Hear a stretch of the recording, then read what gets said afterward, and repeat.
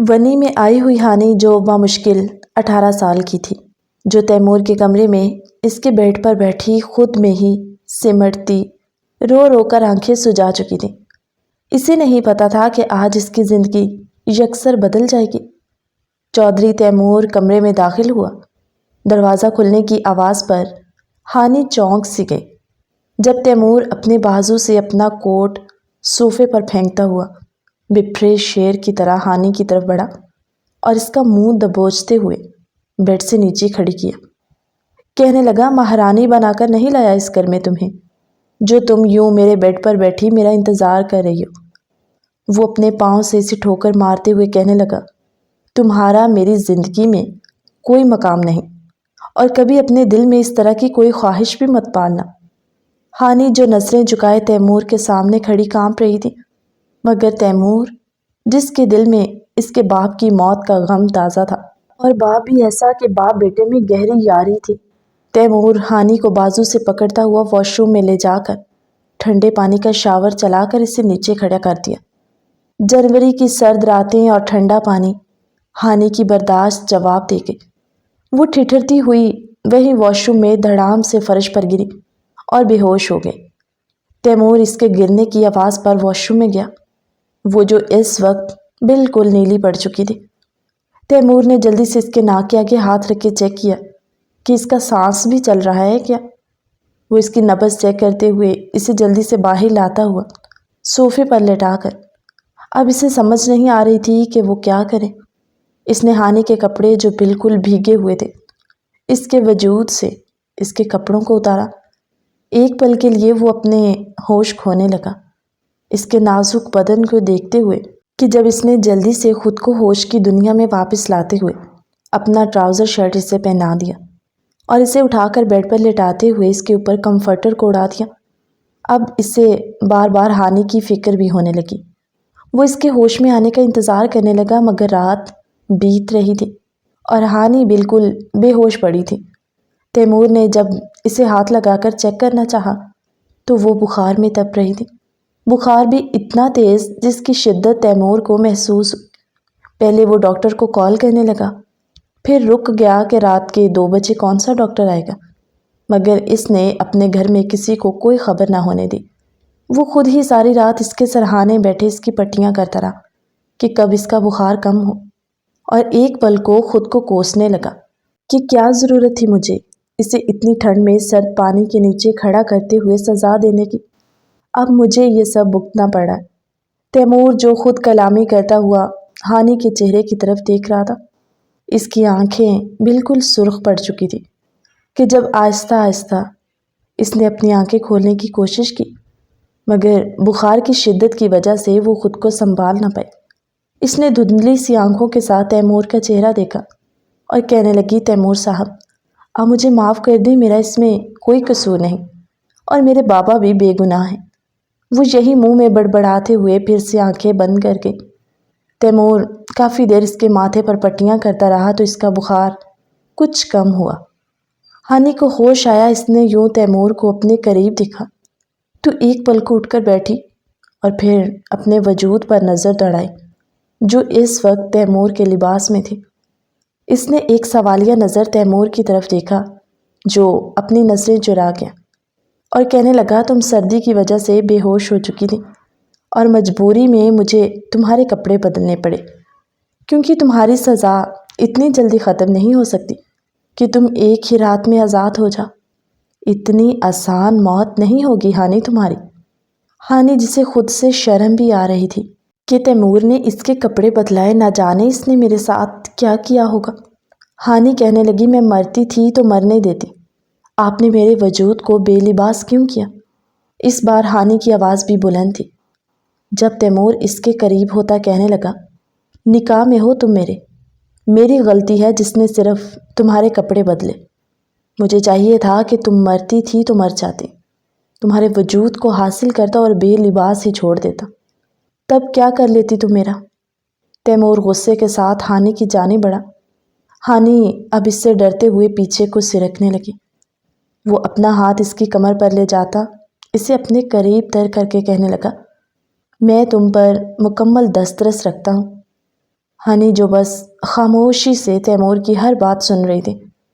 Timur جتنے بھی غصے میں ہانی کی طرف بڑھتا، اس کے چہرے کی معصومیت دیکھ کر اس کا دل خود بخود نرم پڑنے لگتا اور وہ اس کے جسم پر لمس بکھیرتا، اسے تنگ کرنے کی کوشش کرتا تھا۔ مگر ہانی جو ابھی ان سب نزاکتوں سے نا واقف، جیسے ہی تیمور اس کی طرف بڑھتا وہ ہڑبڑاتے ہوئے اس سے پیچھے ہٹنے لگتی۔ تیمور بے قابو ہوتا اس کے چہرے پر جھکا، اس کی گرم سانسوں کو اپنے چہرے پر محسوس کرتی ہانی جو اپنی آنکھیں بند کر گئی۔ مگر تیمور پیچھے ہٹا اور اس سے کہنے لگا، تم اٹھ کر صوفے پر چلی جاؤ۔ وہ جلدی سے اٹھی اور صوفے پر لیٹی ان سب واقعے کو یاد کرنے لگی جس کی وجہ سے اسے یہ سزا ملی تھی۔ ہانی کے والد حق نواز جو تیمور کے والد سرور حسین کے کافی قریبی دوست ہیں اور دونوں کو ہی شکار بازی بہت پسند تھی، اور اس دن بھی حق نواز جو سرور حسین کے ساتھ جنگل میں شکار پر گئے تھے۔ شکار کرتے جب سرور حسین کہنے لگے، حق نواز ہمیں کافی عرصہ ہو گیا فائرنگ کا مقابلہ کیے ہوئے، تو کیوں نہ آج ہو جائے۔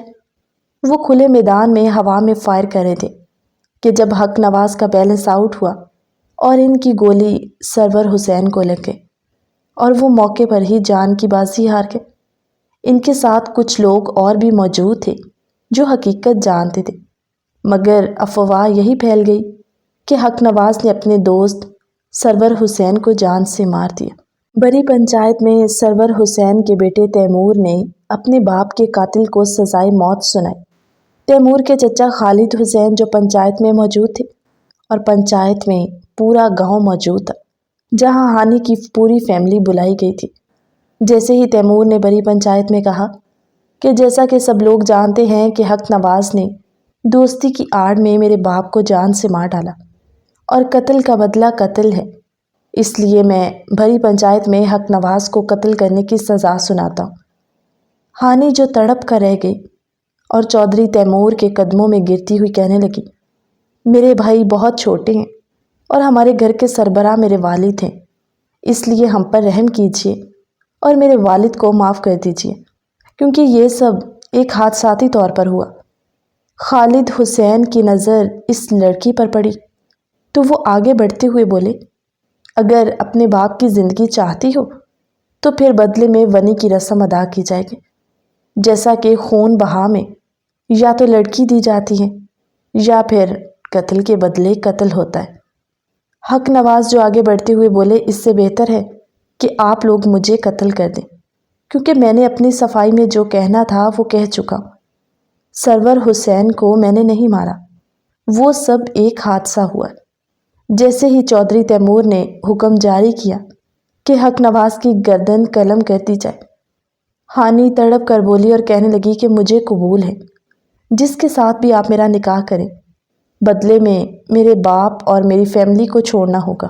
خالد حسین نے تیمور کی جانب دیکھا اور کہا کہ تمہارا نکاح سرور حسین کے بیٹے تیمور کے ساتھ کیا جائے گا، اور نکاح کے بعد تم اپنے خاندان سے کسی قسم کا کوئی رابطہ نہیں رکھو گی۔ ہانی اپنی آنکھوں سے آنسو پونچھتے ہوئے کہنے لگی، ٹھیک ہے، مگر اسی بڑی پنچایت میں میری بھی ایک ڈیمانڈ ہے کہ آج کے بعد کوئی میری فیملی کو، میرے گھر والوں کو تنگ نہیں کرے گا۔ مولوی اور گواہوں کا انتظام کیا گیا اور وہیں پر پنچایت میں ہانی کا نکاح چودھری تیمور کے ساتھ کر دیا گیا۔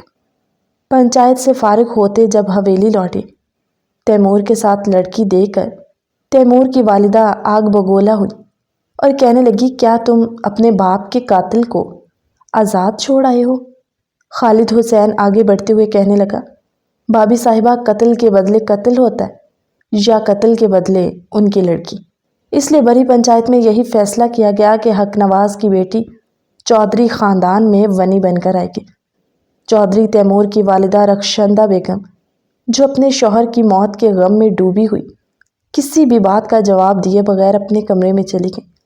تیمور ہانی کو گھسیٹتے ہوئے کمرے میں لے جا کر پٹکتا ہوا خود باہر آ گیا، اور وہ ساری رات ہانی کو یوں سزائیں دیتا رہا۔ اس کا بخار کچھ کم ہوا تو تیمور اپنا رخ پھیر کر سونے کی ناکام کوشش کر رہا تھا، کیونکہ آج وہ کمرے میں اکیلا نہیں بلکہ ایک نسوانی وجود جو اس کے پاس موجود تھا۔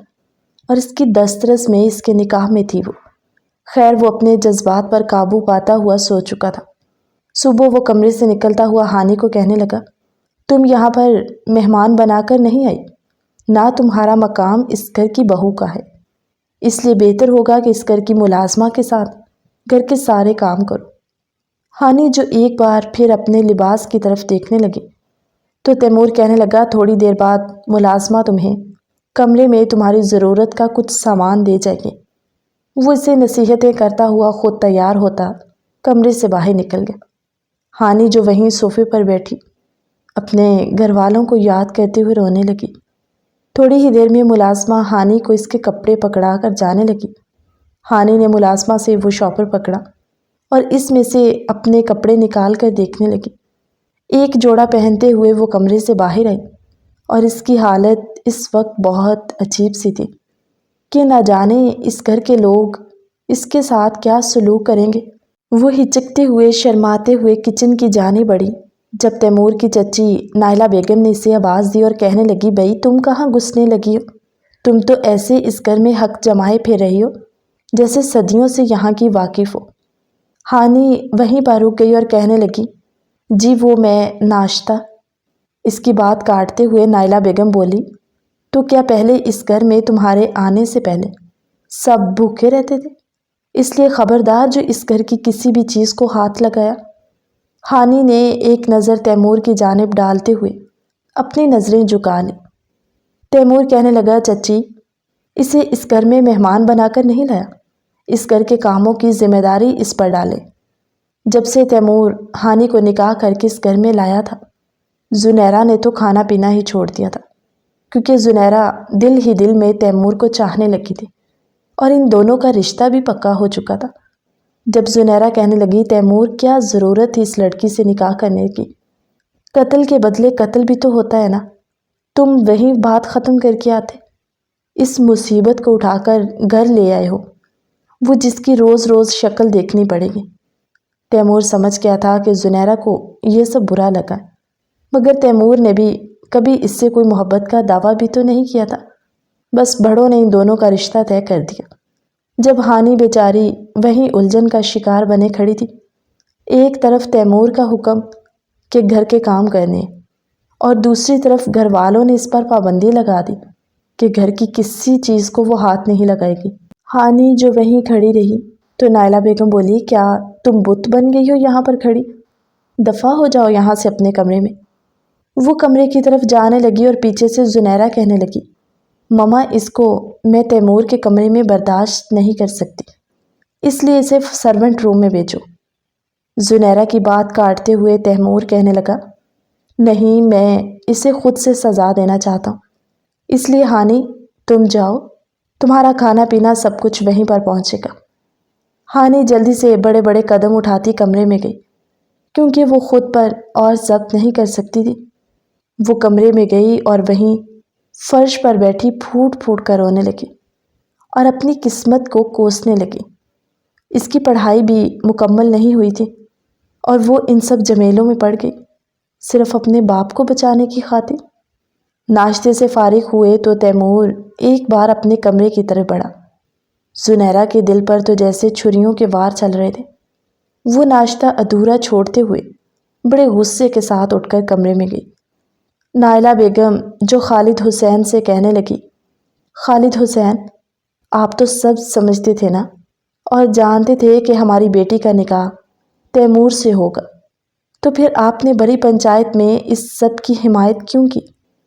خالد حسین کہنے لگے، ونی میں آئی ہوئی لڑکی اور خاندانی بہو میں بہت فرق ہوتا ہے، اس لیے تم لوگ ان سب چیزوں سے ناواقف ہو۔ میں اپنے بھائی کی موت کو یوں معاف کرنے والا نہیں تھا، اس لیے زنیرہ کو بھی سمجھا دینا کہ اگر اس کا رشتہ تیمور کے ساتھ ہوا ہے تو ان دونوں کی شادی بھی ہوگی اور زنیرہ کو پورے مان کے ساتھ بہو بھی بنایا جائے گا۔ رخشندہ بیگم بھی نائلہ بیگم سے کہنے لگی کہ خالد بھائی ٹھیک کہہ رہے۔ تیمور کمرے میں گیا تو اسے کمرے میں صرف خاموشی اور ہانی کے گھٹ گھٹ کے رونے کی آوازیں سنائی دے رہی تھی۔ وہ اس کے قریب گیا جو اپنے گھٹنوں میں منہ دیے رو رہی تھی، اس کے پاؤں کے اوپر اپنا شوز رکھتے ہوئے پورا وزن ڈال گیا۔ جب وہ درد سے کراہتے ہوئے چیخ اس کی منہ سے نکلنے لگی تو تیمور نے اس کے منہ کے آگے اپنا ہاتھ رکھ دیا اور اسے کندھے سے پکڑتا ہوا اپنے برابر کھڑے کرتے ہوئے دیوار کے ساتھ لگاتے کہنے لگا، خبردار جو اس کمرے سے باہر تمہاری کبھی آواز نکلی۔ اور وہ اپنے پیر کے پریشر کو مزید اس کے پاؤں پر بڑھا رہا تھا۔ اس کی شوز کی ایڑی اتنی سخت تھی کہ ہانی کے پاؤں کے انگوٹھے سے خون بہنے لگا، مگر اس کے منہ پر تیمور کا ہاتھ تھا، وہ شور بھی نہ کر سکی۔ جب درد سے کراہتے ہوئے اس نے اپنے ہاتھوں سے تیمور کو پیچھے کو دھکیلا، اس کا پاؤں جو خون آلود ہو چکا تھا، تیمور کی نظر اس کے پاؤں پر پڑی تو وہ بنا کچھ کہے جلدی سے کمرے سے باہر نکل گیا اور جاتے ہوئے ملازمہ سے کہہ گیا کہ ہانی کے کمرے میں اس کا ناشتہ دیا اور اس کے پاؤں پر معمولی سی چوٹ ہے، اس پر پٹی بھی کر دینا۔ پہلے وہ زخم دیتا تھا اور بعد میں اس کی فکر۔ ملازمہ تھوڑی دیر بعد کمرے میں آئی ناشتہ لیے۔ جب ہانی نے اسے کہا کہ مجھے کچھ نہیں کھانا، کہنے لگی، بی بی جی صاحب جی کا حکم ہے، اس لیے مجھے ان کا حکم ماننا ہے۔ اور آپ کے پاؤں پہ چوٹ کیسی آئی؟ اس پر پٹی بھی تو کرنی ہے۔ ہانی کہنے لگی، کچھ نہیں، بس ٹھیک ہو جائے گا۔ وہ بولی، دیکھیں میرے لیے مزید مشکلات مت بنائیں، کیونکہ صاحب جی کا حکم اگر نہ مانا تو میرے لیے میری نوکری خطرے میں پڑ سکتی۔ وہ فرسٹ ایڈ باکس لیتے ہوئے ہانی کے قریب آئی اور اس کے پاؤں کے پاس بیٹھی کہنے لگی، یہ تو کافی گہرا زخم ہے، یہ کیسے آیا؟ ہانی جو بس خاموشی سے اپنی آنکھوں سے آنسو بہا رہی تھی، اس نے اس ملازمہ کی کسی بات کا کوئی جواب نہ دیا۔ وہ اس کی پٹی کرتے ہوئے کمرے سے باہر جانے لگی۔ ہانی نے سامنے پڑے ٹیبل پر ناشتے کی طرف دیکھا۔ جب سے وہ چودھریوں کی حویلی میں آئی تھی، کھانے کا تو کسی نے پوچھا بھی نہیں تھا۔ بھوک سے اس کا برا حال تھا، اس لیے اسے مجبوراً کھانا پڑا، کیونکہ یہ ایک دن کی بات تھوڑی تھی، نہ جانے اس کی ساری زندگی اب یہاں پر گزرنے والی تھی۔ مجبور ہوتے ہوئے ناشتہ کرنا شروع کیا۔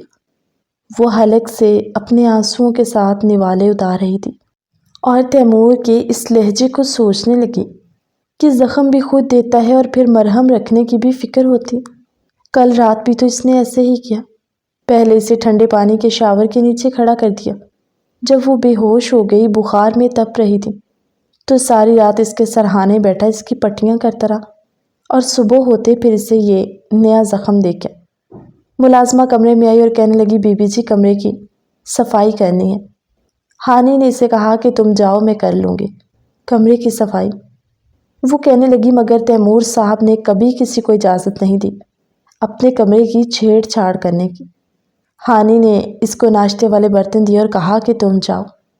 ملازمہ بھی جانے لگی کہ جب زنیرہ ہانی کے کمرے میں آئی، اسے دیکھتے ہی آگ بگولا ہو گئی اور ہانی کو بازو سے جھنجھوڑتے ہوئے بولی، اپنی اوقات میں رہنا لڑکی، بہت جلد تمہیں اس کمرے سے اور اس گھر سے بھی نکلوا دوں گی۔ تیمور میرا منگیتر ہے اور بہت جلد ہم دونوں کی شادی ہونے والی ہے۔ اس حویلی کی خاندانی بہو اور تیمور کی بیوی صرف میں ہوں گی۔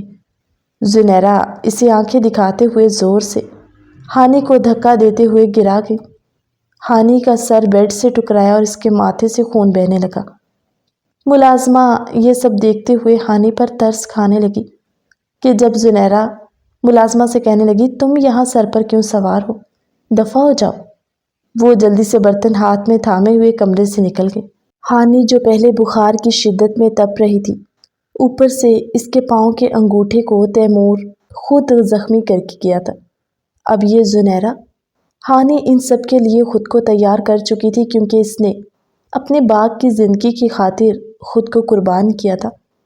وہ اپنے ماتھے پر ہاتھ رکھتے ہوئے جب اس نے خون دیکھا تو وہ خود کلامی کرتے ہوئے کہنے لگی، ہانی یہ سب تمہیں روز برداشت کرنا ہوگا، اس لیے ہمت مت ہارنا۔ ہانی وہاں صوفے سے ٹیک لگائے بیٹھی، اس کی آنکھوں سے آنسو خشک ہوتے ہی نہیں تھے۔ دن کے 12 بج رہے تھے جب تیمور کی طبیعت آفس میں کچھ خراب ہوئی تو وہ اپنے چچا سے کہنے لگا، چچا سائیں میری طبیعت کچھ ٹھیک نہیں ہے، بوجھل پن سا لگ رہا ہے۔ وہ کہنے لگے، بیٹا تم گھر جاؤ، یہاں کے معاملات میں خود دیکھ لوں گا۔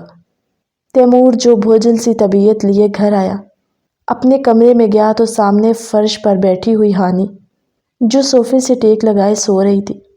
اس کے ماتھے سے خون نکلتا ہوا اس کے چہرے پر بھی لگا تھا اور وہ خون اب اس کے چہرے پر جم گیا تھا۔ تیمور جو اپنے سر کا درد بھولتا ہوا جلدی سے ہانی کی طرف لپکا اور اسے اپنی گود میں بھرتے ہوئے بیڈ پر لٹانے لگا کہ جب زنیرہ جس کی نظر تیمور پر پڑی تو وہ تیمور کے پیچھے بھاگتی ہوئی اس کے کمرے تک پہنچ گئی۔ تیمور کی گود میں ہانی کو دیکھ کر زنیرہ تڑپ سی گئی اور وہ بنا رکے کمرے میں جاتے ہوئے کہنے لگی، تیمور، ہوش کے ناخن لو، یہ لڑکی تمہارے باپ کے قتل میں اس گھر میں آئی ہے اور تم ہو کہ تمہاری ہمدردیاں ختم ہونے کا نام ہی نہیں لے رہی۔ زنیرہ ہر لحاظ بھولتے ہوئے تیمور پر یوں برس رہی تھی جیسے سامنے کوئی چھوٹا ننھا سا بچہ ہو۔ تیمور جسے صرف اس وقت یہ جانا تھا کہ ہانی کے ماتھے پر چوٹ کیسے آئی۔ تیمور نے کمرے میں چیختے ہوئے ملازمہ کو آواز دی۔ ملازمہ بھاگتے ہوئے آئی، کہنے لگی، جی صاحب جی۔ تیمور بولا، یہ ہانی کو چوٹ کیسے لگی؟ ملازمہ جو بیچاری مجبور زنیرہ کے غصے سے بھی واقف تھی، اگر وہ نہ بولتی تو تیمور اس پر برسنے لگتا، اگر وہ بولتی تو زنیرہ بعد میں اس کا وہ حال کرتی کہ اس کی سوچ سے باہر تھا۔ وہ بات کو ٹال مٹول کرتے ہوئے کہنے لگی، صاحب جی، جب میں صبح ناشتہ دے کر ہانی بی بی کے پاؤں پر پٹی کر کے کمرے سے باہر نکلی تب تک وہ ٹھیک تھی، اس کے بعد میں ان کے کمرے میں ہی نہیں آئی۔ زنیرہ جو مسلسل گھورتے ہوئے ملازمہ کو دیکھ رہی تھی، ملازمہ کے جھوٹ پر زنیرہ نے ایک ٹھنڈی آہ بھری، کہنے لگا، ٹھیک ہے، نکلو یہاں سے۔ ملازمہ جلدی سے کمرے سے باہر آئی اور کہنے لگی، ایک تو یہ بڑے لوگوں میں ہم غریب بیچارے پس جاتے ہیں۔ زنیرہ جو مسلسل تیمور کے کمرے میں کھڑی تھی، تیمور اس کے سامنے آ کے اس کی طرف دیکھتے اپنے کندھے اچکاتے ہوئے کہنے لگا، تمہیں کوئی کام ہے جو یہاں پر کھڑی ہو؟ کہنے لگی، تیمور، مت بھولو کہ تم میرے ہونے والے شوہر ہو۔ تیمور کہنے لگا، یہی بات تم خود کو یاد کرواؤ کہ میں تمہارا ہونے والا شوہر ہوں، اور تم ہر لحاظ کو بولتے ہوئے جس لہجے میں مجھ سے بات کر رہی ہو نا، یہ قابل قبول نہیں ہے۔ زنیرہ اپنے پاؤں پٹکتی ہوئی کمرے سے باہر نکلی۔ ہانی بھی جاگ گئی تھی۔ تیمور کو اس قدر زنیرہ پر غصہ کرتے ہوئے دیکھ کر ہانی خود بھی ڈر کے مارے کانپ رہی تھی کہ نہ جانے میرا کیا حال کرے گا، کیونکہ اسے تیمور سے رحم کی امید کم ہی تھی۔ جب وہ ظلم کرنے پہ آتا تو پھر کسی طرح کا کوئی رحم نہ کرتا، اور اس ایک رات میں وہ اتنا تو جان چکی تھی کہ وہ مجھے درد دیے بغیر رہنے والا نہیں۔ تیمور ہانی کے قریب ہوتا کہنے لگا، تمہارے ماتھے پر چوٹ کیسے آئی؟ ہانی خاموش رہی جب تیمور نے غصے سے گرجدار آواز کے ساتھ کہا، بہری ہو تم؟ سنائی نہیں دیتا تمہیں؟ تم سے کچھ پوچھ رہا ہوں۔ ہانی ڈر سے کانپتے ہوئے کہنے لگی، وہ بولا، ایک سانس میں بنا رکے مجھے ساری بات بتا۔ تو ہانی جو فرفر سے بولتے ہوئے جیسے وہ کلاس میں کسی ٹیچر کو سبق سنا رہی، کہنے لگی، وہ تیمور صاحب، سنیرہ نے مجھ پر غصہ کرتے ہوئے مجھے دھکا دیا اور میرا ماتھا بیڈ پہ لگا، جس کی وجہ سے یہ سب ہو گیا۔ تیمور غصے میں اٹھتا ہوا کہنے لگا، اوہ شٹ، ایک تو یہ زنیرہ پاگل ہو چکی ہے، اس کا بھی کوئی بندوبست کرنا پڑے گا۔ ہانی کہنے لگی، پلیز آپ زنیرہ سے کچھ مت کہیے گا، ورنہ وہ مجھ پر بہت غصہ ہوگی۔ بولا، اگر اس نے تمہیں کچھ کہا تھا تو تم اپنے بچاؤ میں کچھ کر نہیں سکتی تھی، یا پھر تمہیں بس رونا ہی آتا ہے؟ ہانی نے ایک سوالیہ نظر تیمور پر ڈالی، جو خود اس پر ظلم کرتے ہوئے کبھی ہچکچایا نہیں اور اس سے کہہ رہا ہے کہ ظلم کے خلاف آواز اٹھائے۔ ہانی کہنے لگی، مجھے آپ اس گھر میں اپنی مرضی سے بیاہ کر نہیں لائے، میں آپ کے ساتھ ونی ہو کر آئی ہوں، اور آپ کا برا سلوک، آپ کے بعد زنیرہ، اور زنیرہ کے بعد شاید پورے گھر والے مجھے اپنے ظلم کی بھیڑ چڑھائیں گے، اس لیے میں خود کو تیار کر چکی ہوں اس سب کے لیے۔ مجھے پتہ ہے کہ میں اس حویلی کی چار دیواری میں گھٹ گھٹ کر مرنے کے لیے آئی ہوں، اور جب سزائیں بھگتنے کی عادت پڑ جائے پھر یہ نہیں دیکھا جاتا کہ شدت کتنی گہری ہے۔ تیمور ایک پل کے لیے اس کمسن لڑکی کی باتوں کو سنتا ٹھٹکا، اس کے چہرے کی طرف دیکھنے لگا جہاں کم عمری میں ہی اتنی میچورٹی آ چکی تھی۔ وہ اسے اپنے سامنے بٹھاتا ہوا کہنے لگا، بیٹھو ادھر۔ کاٹن بڈ کے ساتھ اس کے چہرے کو صاف کر رہا تھا جب ایک دو بار ان کی نظروں کا زبردست تصادم ہوا، اور تصادم ایسا کہ تیمور ہانی کی آنکھوں میں کھویا ہوا پلکیں جھپکنا بھول گیا۔ جب وہ اس کے ماتھے پر پٹی کرتے ہوئے اس کے قریب ہوتا کہنے لگا، تم میرے نکاح میں ہو، میرے علاوہ تم کسی کی غلط بات کو برداشت نہیں کرو گی، اور یہ میرا حکم ہے تمہارے لیے۔ اگر کوئی بھی تمہیں کچھ کہے تو اپنے بچاؤ میں تمہیں جو کرنا پڑے تم وہ کرو۔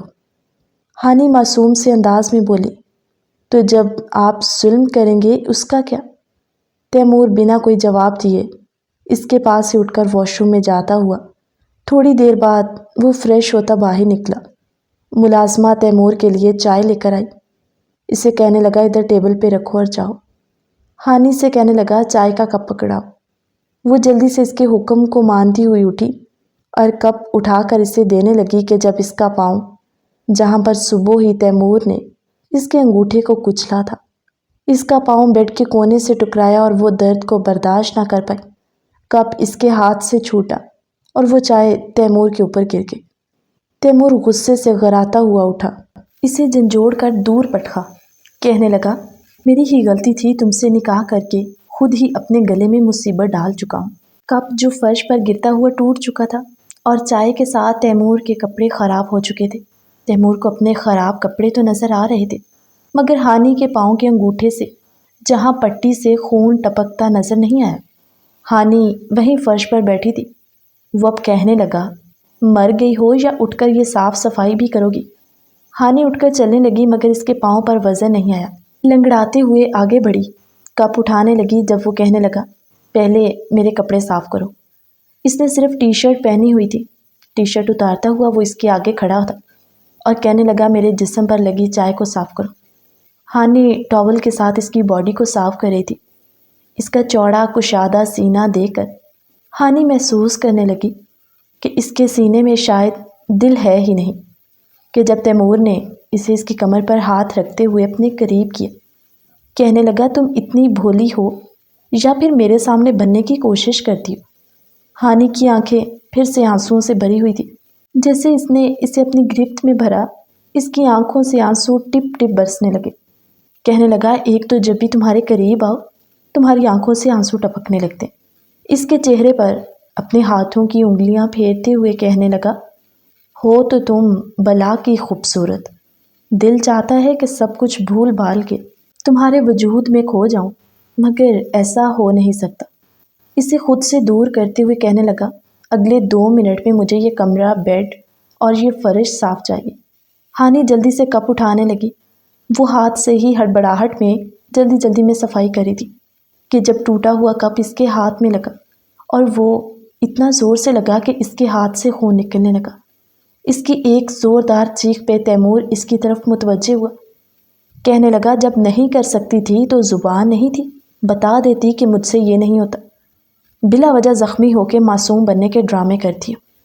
جب اس نے ہانی کا ہاتھ پکڑا تو اس کی نظر ہانی کے پاؤں پر گئی، جہاں اس کے پاؤں سے بھی خون کرا تھا اور اس کا جوتا بھی لال ہو چکا تھا۔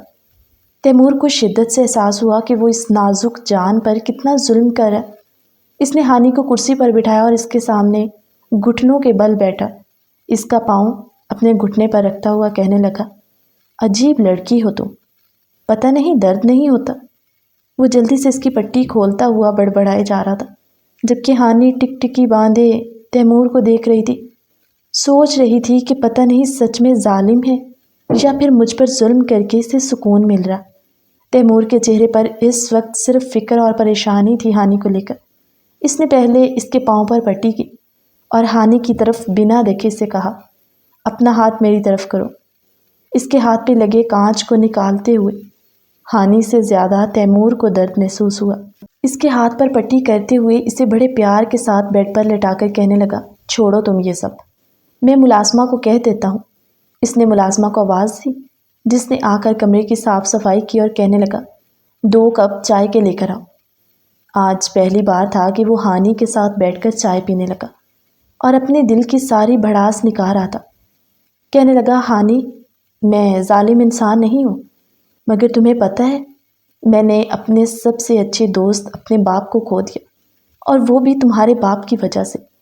یہ کہتے ہوئے اس کا لہجہ ایک بار پھر غصے والا ہونے لگا۔ جب ہانی نے آگے بڑھتے ہوئے تیمور کے ہاتھ کو پکڑا اور کہنے لگی، آپ نے اپنی طرف سے یہ الزام لگا کے ثابت کر دیا کہ میرے والد نے قتل کیا۔ آپ بھی جانتے ہیں کہ وہ ایک حادثہ تھا۔ آج سے پہلے ہمارے والد دونوں ایک ساتھ کئی بار شکار پہ جا چکے ہیں، مگر یہ حادثہ تھا، اور اس حادثے میں اگر آپ کے باپ کے ہاتھوں میرے بابا قتل ہو جاتے تو کیا آپ تب بھی یہ رسم ادا کرتے؟ ہانی کے الفاظ سن کر تیمور سرخ آنکھوں کے ساتھ اس کی طرف دیکھنے لگا۔ ہانی کی بات جو تیمور کے دل پر دستک دے چکی تھی، مگر تیمور خود کو کمزور ثابت نہیں کرنا چاہتا تھا، اس لیے وہ اس کے قریب سے اٹھتا ہوا کمرے کی کھڑکی میں کھڑا باہر کو دیکھنے لگا، کیونکہ کہیں نہ کہیں اس بات کا قائل وہ بھی تھا کہ حق نواز چچا اس کے والد کو قتل نہیں کر سکتا، مگر وہ اس وقت اپنے باپ کے دکھ میں پاگل ہو چکا تھا۔ خیر وقت یوں ہی گزرتا رہا اور اب تیمور نے ہانی پر بیجا ظلم بھی بند کر دیا تھا۔ اب گھر میں تیمور اور زنیرہ کی شادی کی بات چلنے لگی۔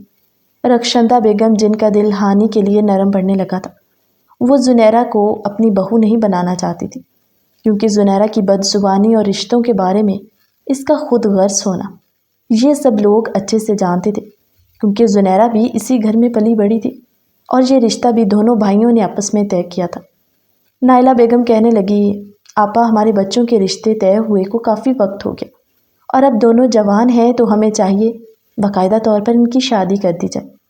رخشندہ بیگم نے کوئی جواب نہ دیا، ٹھنڈی سی آہ بھری اور اپنے کمرے میں بیٹھی ہوئی سوچ رہی تھی کہ میں بھی دو جوان بیٹیوں کی ماں ہوں۔ آج اگر کسی کی بیٹی کے ساتھ زیادتی کی تو اللہ نہ کرے میری بیٹیوں کو کسی قسم کی کوئی سزا بھگتنی پڑے۔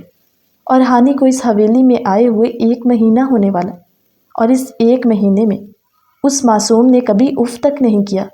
سب کے رویوں پر اس نے صرف خاموشی اختیار کی تھی۔ جب رخشندہ بیگم نے ملازمہ کو آواز دی اور کہا کہ ہانی کو میرے کمرے میں بھیجو، آج پہلی بار ایسا ہوا تھا کہ رخشندہ بیگم نے ہانی کو یوں بلایا، ورنہ اس سے پہلے اس کا تعلق اس حویلی کے لوگوں کے ساتھ نہ ہونے کے برابر تھا۔ جب سے وہ یہاں پر آئی تھی بس اپنے کمرے میں قید ہو کر رہ گئی تھی۔ ہانی کو جب پیغام پہنچا تو وہ تھوڑا سوچنے لگی کہ آخر مجھ سے کیا کام ہو سکتا ہے۔ اسے لگا شاید وہ مجھے اس حویلی سے بھیجنا چاہتی ہیں، کیونکہ ہانی بھی جان چکی تھی کہ گھر میں سب زنیرہ اور تیمور کی شادی کی بات کریں، اور یہی وجہ تھی کہ وہ آج کل تیمور کے سامنے بھی چپ چپ رہنے لگی۔ جب رخشندہ بیگم کے کمرے میں گئی، کہنے لگی، جی آنٹی آپ نے مجھے یہاں پر بلایا؟ وہ کہنے لگی، دیکھو تمہارے باپ کی میرے شوہر کے ساتھ کافی پرانی دوستی تھی، اور زندگی موت اللہ کے ہاتھ میں۔ ہانی کو ان کا نرم لہجہ دیکھ کر حیرانگی سی ہوئی، وہ چونک کر ان کی جانب دیکھنے لگی۔ کہنے لگی، دیکھو ہانی تم جانتی ہو کہ گھر میں تیمور کی شادی کی تیاریاں چل رہی، اگر تم تیمور کی زندگی میں رہنا چاہتی ہو تو ہمیں کوئی اعتراض نہیں، مگر اگر تم اس سے علیحدگی چاہتی ہو تو تم مجھے بتا سکتی ہو۔ میں نہیں چاہتی کہ تمہاری زندگی کو ساری عمر کے لیے یوں ہم لوگ قید کر کے رکھیں، کیونکہ تم معصوم ہو، بے گناہ ہو۔ ہانی کی آنکھوں میں آنسو سے آ گئے، وہ خاموش رہی۔ جب رخشندہ بیگم نے کہا، تم میری بات پر سوچ کر جواب دینا، ابھی تم جا سکتی ہو۔ ہانی کمرے میں آئی اور کمرے میں بیٹھی اس 1 مہینے کو جو وہ تیمور کے ساتھ گزار چکی تھی سوچنے لگی۔ جب اسے محسوس ہونے لگا کہ وہ تیمور سے محبت کرنے لگی ہے، اور جس دن سے تیمور کی شادی کا وہ سن رہی تھی وہ بہت بے چین اور ڈسٹرب رہنے لگی تھی، نہ ٹھیک سے کھانا کھاتی اور نہ کچھ اور یہ سب کچھ تیمور بھی نوٹس کر رہا تھا۔ آج رات تیمور کمرے میں آیا، ہانی کو اپنے آنے سے پہلے ہی کمبل اڑائے لیٹے دیکھا۔ ہانی جو فرش پر بستر بچھا کر لیٹی ہوئی تھی، آج سے پہلے ہانی صوفے پر یا پھر کبھی کبھار تیمور کے کہنے پر بیڈ پر لیٹ جاتی تھی، مگر آج اس کا ضمیر پر سونا اسے حیران سا کر گیا۔ اس نے کہا، ہانی تم یہاں کیوں لیٹی ہو؟ مگر اس کی طرف سے کوئی جواب نہ آیا۔ اس کے دل میں بے چینی، اضطراب مزید بڑھا۔ وہ اپنے کپڑے چینج کر چکا تھا، بیڈ پر بیٹھا موبائل دیکھنے میں مصروف، مگر اس کا دھیان ٹوٹلی ہانی کی طرف تھا۔ اس سے رہا نہ گیا تو وہ اٹھ کر ہانی کے قریب آیا، اس کے چہرے سے کمبل ہٹایا، وہ جو اندر سسکیاں بھرتے ہوئے خاموش آہٹوں کے ساتھ رو رہی تھی۔ اس کی ناک سوج کر لال ہو چکی تھی، چہرہ جیسے ٹماٹر کی طرح لال تھا۔ کہنے لگا، تم کس سوگ میں ہو؟ کس کا ماتم منا رہی ہو یہاں پر؟ ہانی بنا کوئی جواب دیے اپنے چہرے کو چھپانے لگی۔ جب اس نے اپنا ہاتھ آگے بڑھاتے ہوئے اس کے دونوں ہاتھوں کو پکڑ لیا اور کہنے لگا، ادھر دیکھو میری طرف، وہ جو سوں سوں کرتے روتے ہوئے اس کی آواز اب اونچی ہونے لگی تھی۔ یہ کیا بچگانہ حرکت ہے کہ تم یہاں پر سو رہی ہو؟ ہانی کہنے لگی، میں اپنی اوقات میں رہنا چاہتی ہوں اور ویسے بھی کچھ دنوں کی مہمان ہوں اس کمرے میں۔ کہنے لگا، کیوں؟ آج کیا خاص ہوا؟ شادی کی بات ہوتے ہفتے سے زیادہ ہو چکا۔ اس نے کہا کہ آپ کی والدہ نے مجھے بلایا تھا اور کہا کہ میں آج رات فیصلہ کر کے انہیں صبح بتا دوں کہ مجھے آپ کی زندگی میں رہنا ہے یا پھر علیحدگی چاہیے۔ تیمور چونک سا گیا، بولا، ماما نے تم سے یہ کب کہا؟ کہنے لگی، آج صبح۔ وہ مزید اضطراب میں کہنے لگا، کیا اس کا مطلب تم نے فیصلہ کر لیا ہے میری زندگی سے جانے کا؟ بولی تو مجھے دوسروں کی زندگیوں کو مشکل بنانا اچھا نہیں لگتا، اس لیے خاموشی سے پیچھے ہٹ جانا زیادہ بہتر ہے۔ تیمور نے اسے اٹھا کر اپنے سامنے بٹھاتے ہوئے کہا، تم میری زندگی میں میری مرضی سے آئی ہو اور جاؤ گی بھی میری مرضی سے ہی۔ ہانی منہ میں بڑبڑائی کہ میں کون سا انسان ہوں جو میری مرضی کوئی مانے گا؟ تمہارے فیصلے کی میری نظر میں کوئی اہمیت نہیں، جو سوچنا ہے سوچتی رہو اور ماما سے میں خود بات کر لوں گا۔ کہنے لگی، مگر تیمور دیکھیں، زنیرہ کا کیا قصور ہے؟ وہ میری وجہ سے ہر وقت پریشان رہتی ہے اور اپنی جگہ وہ ٹھیک ہی تو ہے۔ کوئی بھی لڑکی اپنے ہونے والے شوہر کی زندگی میں کسی اور لڑکی کو برداشت نہیں کر سکتی۔ تیمور اس کی بات پر سوال کرتا ہوا کہنے لگا، ہونے والے شوہر کی زندگی میں؟ اور جب شوہر دوسری شادی کرے تو کیا پہلی بیوی سے قبول کر سکتی ہے؟ ہانی کی نظریں تیمور کی جانب اٹھی۔ اس کے منہ سے بیوی کا لفظ سن کر ہانی کو آج اپنے رتبے پر ناز ہوا۔ کہنے لگی، بیوی؟ بولا، ہاں تو نکاح کے بعد لڑکی بیوی ہی ہوتی ہے، جیسے میں نے تم سے نکاح کیا۔ نکاح چاہے جن بھی حالات میں ہوا تھا تو نکاح ہی۔ ہانی دبی سی مسکراہٹ کے ساتھ مسکرائی اور کہنے لگی، چلیں، شکر ہے آپ کو یہ تو یاد ہے کہ آپ نے مجھ سے نکاح کیا تھا۔ کہنے لگا، اس میں اتنا طنز کرنے والی کیا بات ہے؟ کہیں ایسا تو نہیں کہ تم نکاح کے بعد والا رتبہ بھی چاہنے لگی ہو؟ تم مجھ سے اپنا حق چاہتی ہو؟ ہانی خاموشی سے سر جھکائے بیٹھی رہی، اس کی کسی بات کا جواب نہ دیا۔ جب تیمور اسے گود میں اٹھاتے ہوئے بیڈ پر لٹاتا کہنے لگا، اگر تمہاری یہ خواہش ہے کہ میں شوہر ہونے کے پورے فرض ادا کروں تو آج میں تمہیں مکمل طور پر اپنانا چاہتا ہوں، پھر تم کل فیصلہ کرنا کہ تمہیں میری زندگی میں رہنا ہے یا جانا ہے۔ ہانی کہنے لگی، اس سب کا کیا مطلب ہے؟ اگر آپ نے مجھے چھوڑنا ہے تو پھر یوں ادھورا ہی چھوڑ دیجیے، اپنی محبت میں مکمل کر کے چھوڑیں گے تو پھر میں کہیں کی نہیں رہوں گی۔ کہنے لگا، کیوں؟ اگر میں تم پر شوہر ہونے کا حق جتاؤں گا تو کیا تمہارے دل میں بھی بیوی بننے کی خواہش پیدا ہو جائے گی؟ ہانی نے کوئی جواب نہ دیا۔ تیمور جو اب تک خود پر ضبط کیے ہوئے تھا اور خود کو ہانی سے دور رکھے تھا، آج ہر ضبط سے، ہر قید سے خود کو آزاد کرتا ہوا ہانی کو اپنی باہوں میں بھرتا، اس کے لبوں پر جھکا اور وہ ایسا اس کی بدن کی خوشبو میں مست ہوا کہ وہ بھول چکا تھا کہ وہ اسے بدلے کی بھینٹ چڑھانے کے لیے لے کر آئے، یا پھر شاید اتنا وقت ساتھ گزار کر تیمور کے دل کی کیفیت بھی بدل چکی تھی اور وہ ہانی کو اپنانا چاہتا تھا، اور آج اسے وہ ہر حق دینا چاہتا تھا جو ایک بیوی کے شوہر پر ہوتے۔ وہ اسے اپنی محبت میں سمیٹتا ہوا اس کی سانسوں کو اپنے اندر انہیل کرتا کہنے لگا، تم نے سوچ بھی کیسے لیا کہ تم مجھے چھوڑ کے چلی جاؤ گی اور میں تمہیں جانے دوں گا؟ ہانی، مجھے تم سے محبت ہو گئی ہے۔ ہانی کو اپنے کان میں یہ ہلکی سی سرگوشی سن کر ایسا لگا جیسے کسی نے اس کے جلتے ہوئے دل پر پانی ڈال دیا ہو۔ ہانی آنکھیں کھولے ہوئے تیمور کی جانب دیکھنے لگی۔ تیمور جو اس کے اوپر سے تھوڑا سا پیچھے کو ہوتا، اس کے چہرے کے برابر اپنا چہرہ کرتے اسے بغور دیکھتے ہوئے کہنے لگا، تم جتنی معصوم ہو، پاک دامن ہو، تمہیں کیا لگا کہ میرا دل اتنا پتھر ہے جو کبھی پگھلے گا نہیں؟ تمہاری فرما برداری نے میرے دل کو نرم کر دیا ہانی۔ میں نے جتنا بھی تم پر ظلم کیا تم نے کبھی اف نہیں کیا اور ہمیشہ تم نے میری فکر کی، اس لیے مجھے معاف کر دو۔ وہ ہانی کے کان میں سرگوشی کرتے ہوئے اس کی گردن پر جھکا۔ دونوں کی سانسوں کا ارتعاش اتنا بڑا کہ وہ خود پر قابو کیے بنا آج ہانی کو مکمل طور پر اپنا چکا تھا، اور آج اسے ایسا لگا کہ جیسے وہ مکمل ہو چکا ہے۔ گھر میں زنیرہ اور تیمور کی شادی کی تیاریاں آلموسٹ ہو چکی تھی۔ اب ان کی شادی کی ڈیٹ فکس ہونی تھی۔ ناشتے کی ٹیبل پر تیمور کے چچا خالد حسین کہنے لگے، بھئی تیمور، کیا سوچا ہے اس لڑکی کا؟ تیمور انجان سے لہجے میں ناشتہ کرتے ہوئے کہنے لگا، کون سی لڑکی؟ وہ بولے، وہی جو تمہارے کمرے میں تمہارے ساتھ رہتی۔ کہنے لگا، تو وہ رہتی ہے؟ بولے، تو جب زنیرہ کے ساتھ تمہاری شادی ہو جائے گی اس کے بعد کا پوچھ رہا ہوں، اتنے انجان بننے کی ضرورت نہیں ہے۔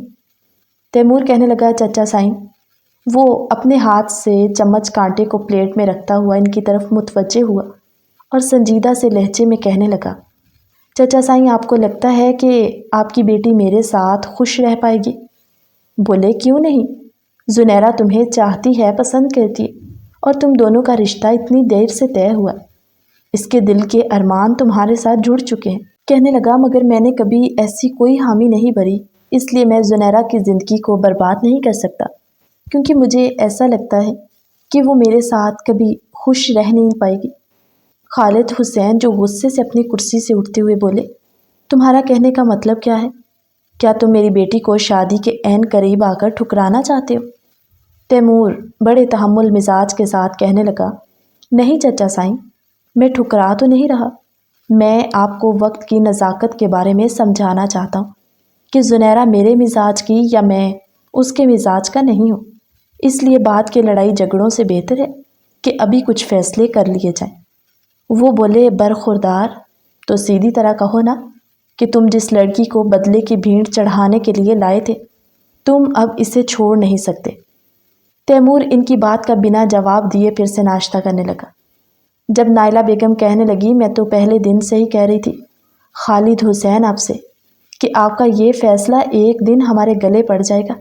جوان جہان ہے دونوں، اور پھر نکاح کا رشتہ، ایک کمرے میں رہنا، کیا وہ اب تک ایک دوسرے کے قریب نہیں آئے ہوں گے؟ آپ نے مجھے اور میری بیٹی کو ہمیشہ اگنور کیا اور اپنے بھتیجے کو فوقیت دی، مگر دیکھ لیں عین نکاح کے وقت آپ کی بیٹی کو ٹھکرا گیا۔ جب برادری میں ہر طرف یہ بات چل رہی تھی کہ اس ہفتے ان دونوں کی ڈیٹ فکس کر دی جائے گی، شادی کی ساری تیاریاں ہو چکی ہیں، اور اب یہ نواب زادہ میری بیٹی کو کہہ رہا ہے کہ وہ میرے مزاج کی نہیں ہے۔ تیمور کہنے لگا، دیکھیں چچی، آپ بات کو کوئی اور رنگ نہ دیں۔ اگر آپ شادی کروانا چاہتے ہیں تو نکاح کے ایجاب و قبول کرنے میں مجھے کوئی دقت نہیں، مگر بعد میں مجھ سے کوئی کسی قسم کا شکوہ مت کیجیے گا کہ میں آپ کی بیٹی کو اس کا حق نہیں دیتا۔ مجھ سے یہ زور زبردستی کے رشتے نہیں چلتے جن میں مجھے گھٹن محسوس ہو۔ زنیرہ جو اپنے ہاتھ میں پکڑا ہوا چائے کا کپ زور سے فرش پر پھینکتے تیمور کا کالر پکڑ کر کہنے لگی، تم اس 2 ٹکے کی لڑکی کے لیے مجھے ٹھکرا رہے ہو؟ مجھے، جس نے ہمیشہ تمہیں چاہا؟ اور سچ پوچھو تیمور، تم میری محبت کے قابل ہی نہیں ہو۔ تم مجھے کیا ٹھکراؤ گے؟ میں تمہیں آج ٹھکراتی ہوں اور ختم کرتی ہوں تمہارے ساتھ یہ جو رشتہ ہے۔ تیمور اپنے چچا سائیں کی طرف دیکھ کر کہنے لگا، چچا سائیں، چچی، میں آپ کی بیٹی کے اس مزاج کی بات کر رہا تھا، اور ہم دونوں میں انڈرسٹینڈنگ نام کی چیز نہیں ہے۔ پسند ناپسند تو دور کی بات ہے، کیا آپ اپنی بیٹی کی اس حرکت کو یہ کہیں گے کہ وہ مجھے پسند کرتی ہے اور میرے پیچھے پاگل ہوئی ہے؟ نہیں چچی، اور یہ رشتہ اگر جڑ بھی جاتا ہے نا، آج آپ برادری کا سوچ رہی ہیں، تو کل کیا ہوگا جب ہم دونوں کا رشتہ نہیں چلے گا اور اینڈ پہ طلاق جیسی چیز سے سامنا کرنا پڑے گا؟ اس سے بہتر ہے کہ آپ ابھی کوئی فیصلہ کریں اور آپ زنیرہ کے لیے اس کا ہم مزاج لڑکا ڈھونڈیں جو اسے چاہتا ہو اور جس کے ساتھ زنیرہ بھی خوش رہ سکے۔ زنیرہ کے ساتھ میرے رشتے میں اس ہانی کا کوئی لینا دینا نہیں۔ رخشندہ بیگم کے دل کو بھی سکون سا ہو گیا کہ چلیں انہیں جواب دینے کی ضرورت نہیں پڑی اور یہ معاملہ خود ہی نمٹ گیا۔ مگر خالد حسین اور نائلہ بیگم شدید غصے میں ناشتے کی ٹیبل سے اٹھ کر چلے گئے، اور نائلہ بیگم منہ میں بڑبڑاتے ہوئے کہنے لگی، یہ صلہ دیا انہوں نے برسوں کی چاہت کا، خون سفید ہوتے آج کل وقت تھوڑی لگتا ہے۔ خالد حسین جو کمرے میں جا کر سر پکڑ کر بیٹھ گئے اور نائلہ بیگم چپ ہونے کا نام ہی نہیں لے رہی تھی۔ جب خالد حسین غصے سے بڑک کر بولے، بس کر دو نائلہ بیگم، پہلے ہی میرا دماغ سوچ سوچ کر پھٹنے والا ہوا، اوپر سے تم ہو۔ اگر اتنا ہی تمہیں غصہ آ رہا ہے نا تو اپنی بیٹی پر جا کر نکالو۔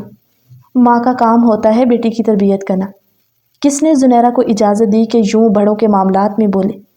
اور اسے اتنا اندازہ ہونا چاہیے کہ تیمور اس کا ہونے والا شوہر تھا، اسے اس کی عزت کرنا اور اپنے لہجے میں نرمی پیدا کرنی چاہیے تھی۔ مگر یہاں پر قصور زنیرہ کا ہے، تیمور کا نہیں۔ اور کیا پتہ یہ تو ہمارے سامنے زنیرہ نے اس سے بدتمیزی کی، اس سے پہلے نہ جانے کتنی دفعہ وہ تیمور سے بدزبانی کر چکی ہوگی، جو اس نے تنگ آ کر آج سب کے سامنے کہہ دیا کہ ان دونوں کے مزاج نہیں ملتے۔ خیر جو ہونا تھا ہو چکا، اب اس بات کو لے کر گھر میں کسی قسم کا کوئی سوگ یا ماتم مجھے نظر نہ آئے۔ جب نائلہ بیگم کہنے لگی، رہنے دو خالد حسین، تمہیں تو ہمیشہ بیٹی اور بیوی کی باتیں ہی بری لگتی ہیں۔ خیر خالد حسین اور تیمور جو آفس کے لیے نکل چکے تھے، پیچھے سے زنیرہ ہانی کے کمرے میں گئی اور جا کر اس کے منہ پہ زوردار تھپڑ مارتے ہوئے کہنے لگی، یہ سب تمہاری وجہ سے ہو رہا ہے، نہ تم منحوس اس گھر میں آتی نہ تیمور مجھ سے دور ہوتا۔ وہ ہانی پر حاوی ہو چکی تھی۔ ہانی اپنے بچاؤ میں کچھ کرتی اس سے پہلے ہی زنیرہ اس کا گلا پکڑتے ہوئے دبانے لگی کہ جب ان کے کمرے میں شور شرابے کی آوازیں سن کر نائلہ بیگم اور رخشندہ بیگم بھاگتی ہوئی گئیں۔ اللہ خیر کرے۔ رخشندہ بیگم نے زنیرہ کو بازو سے پکڑتے ہوئے کہا، زنیرہ پاگل ہو گئی ہو؟ کہنے لگی، ہاں تائی جان، پاگل ہو چکی ہوں میں، اور مجھے پاگل کرنے کے پیچھے آپ کا چہیتا لاڈلا بیٹا ہے۔ 2 سال ہو چکے ہمارا رشتہ طے ہوئے، اور آج اس نے بڑے آرام سے کہہ دیا کہ ہم دونوں کی انڈرسٹینڈنگ نہیں ہے۔ انڈرسٹینڈنگ کرنے کے لیے تائی جان ایک دوسرے سے بات چیت کرنی پڑتی، جو اس نے کبھی آج تک میرے ساتھ کرنا گوارا ہی نہیں سمجھا۔ اور جب سے یہ اس کی زندگی میں آئی ہے تب سے تیمور کے تیور بالکل ہی بدل چکے ہیں۔ نہ ہی اس کی زندگی میں آتی، نہ اسے مجھ سے کوئی اعتراض ہوتا، اور جب مجھ سے وہ شادی کر لیتا تو پھر آہستہ آہستہ سب کچھ ٹھیک ہو جاتا۔ نائلہ بیگم زنیرہ کو پکڑتے ہوئے کمرے سے باہر لے کر نکل گئی اور جاتے ہوئے کہنے لگی، زنیرہ تمہارا یوں تڑپنا کوشش کرنا بیکار ہے بیٹا، اس لیے تم کوئی گئی گزری نہیں ہو جو اس طرح ان کے قدموں میں گر کر بھیک مانگتی پھرو۔ تیمور سے لاکھ درجے بہتر لڑکا تمہارے لیے ڈھونڈوں گی میں، اور دھوم دھام کے ساتھ رخصت کروں گی اپنی بیٹی کو۔ اس لیے آج کے بعد تم اس ٹاپک پہ بات نہیں کرو گی۔ ہانی جو زور زور سے کھانسنے لگی کیونکہ زنیرہ نے اس کا گلا بہت زور سے دبایا تھا۔ رخشندہ بیگم ہانی کو ساتھ لگائے کہنے لگی، ہانی بیٹا ہمیں معاف کر دینا، تم پر آج تک جتنے بھی ظلم ہوئے ہیں ان سب کے لیے، اور سچ پوچھو میں نے تمہیں اپنی بہو کے طور پر قبول کر لیا، مگر گھر میں اس طرح کے روز روز کے تماشوں سے میں اب تنگ آ چکی ہوں، اس لیے ہمیں اب کوئی فیصلہ لینا ہوگا۔ ہانی کہنے لگی، آنٹی کیسا فیصلہ؟ وہ کہنے لگی، شام کو تیمور آتا ہے تو میں اس سے بات کروں گی۔ ہانی جو کمرے میں بیٹھی اپنے والدین کو یاد کرتے ہوئے رونے لگی۔ نہ تو اس کے پاس کوئی موبائل تھا اور نہ ہی اسے گھر سے نکلنے کی اجازت تھی۔ تیمور جو ہانی کو پا کر مطمئن سا ہوا، اس کے اندر کی تڑپ کچھ مدھم پڑی تھی، مگر آج اس کا آفس میں دل بالکل نہیں لگ رہا تھا۔ وہ سارا دن ہانی کو دماغ میں لاتے ہوئے سوچ رہا تھا اور دل ہی دل میں خود کو ملامت کر رہا تھا کہ کیوں میں نے اس معصوم نازک جان پر اتنے ظلم کیے۔ گھر لوٹا تو رخشندہ بیگم نے تیمور کو اپنے کمرے میں آواز دی اور کہنے لگی، تیمور بیٹا اب یوں ایک ساتھ ایک گھر میں رہنا بہت مشکل ہو گیا۔ کہنے لگا، کیا ہوا ماما، آپ کافی پریشان ہیں؟